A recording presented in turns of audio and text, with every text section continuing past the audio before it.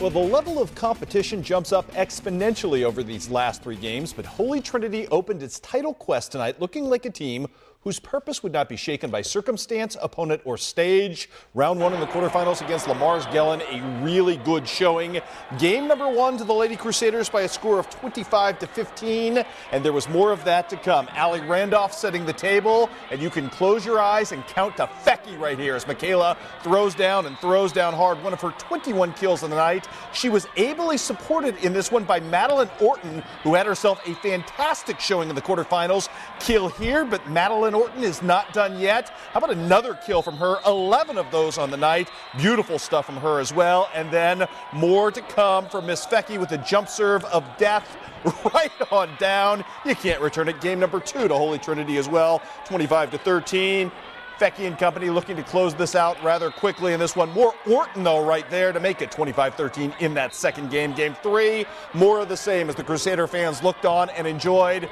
Michaela Fecky leaving holes in the floor in this game. Sweepage tonight, 25-17 in game number three. So it's on to the state semifinals tomorrow night, where the opponent will be our old friends from Tripoli. Holy Trinity showing out with them. Tripoli a winner over New London in straight games as well. That game is set for 6 o'clock. Highlights coming up here tomorrow night at 10. Well, to football now, where the return of a pair of 900-yard rushers from a year ago in Alher Saldana and Bobby Kilt seem to suggest that carries for anyone other than the Panthers franchise backs would be at a premium this season. Well, here we are 12 weeks deep into the postseason and in playoff mode, and it's those so-called other guys, the wingbacks in the running back equation, who are proving invaluable. See also the Arcola win, which probably doesn't happen absent a converted offensive lineman at one spot and a 5'3", 135-pound sophomore at the other, providing outside production in huge positions.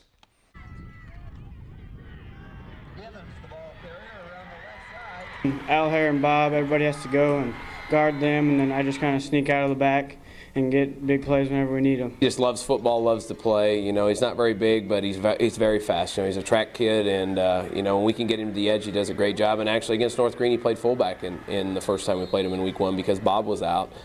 So now he's at wingback, so that'll give him a little bit different look.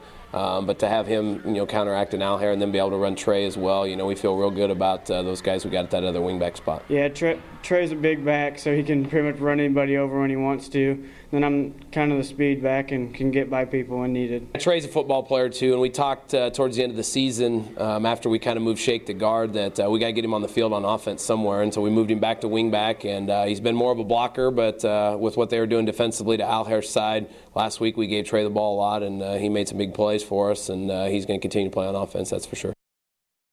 There's big showdown with North Green coming up later this week. Hey, I may be dating myself, but I can remember a time when Culver Stockton men's and women's soccer wasn't very good.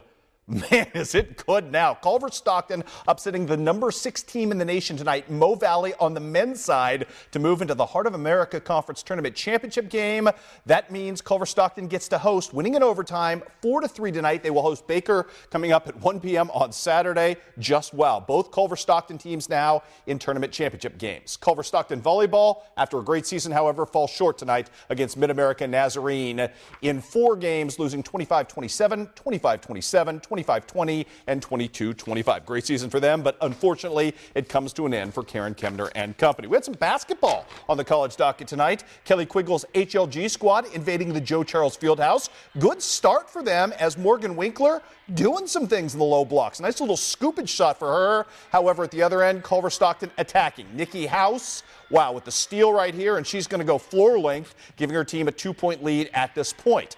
Hannibal LaGrange tries to answer. It's the Aussie. This is Ashley Hurd-Spencer knocking down the long triple in this one. But from that point forward, Jeanette Bergen's team just simply went into destroy mode. Randy Lee Plunkett, RLP, chasing down her own miss right here, putting it up and putting it in. And how about Jasmine Matthews? She's a heck of a player. Little larceny and layup at the other end to kind of complete the deal tonight as Culver Stockton ends up winning in a blowout in this one. Final count is 84-59 in favor of Culver Stockton on the night. Coming up tomorrow, we've got plenty more football to talk about. We'll also talk about Illinois College hosting a win and you're in playoff game coming up on Saturday. Okay. As they take on a team, I can't even remember, the new team coming into the conference this year. So we'll talk about all of that coming up tomorrow as well. Good stuff. Looking forward to it. Thanks, Chris. Back after this.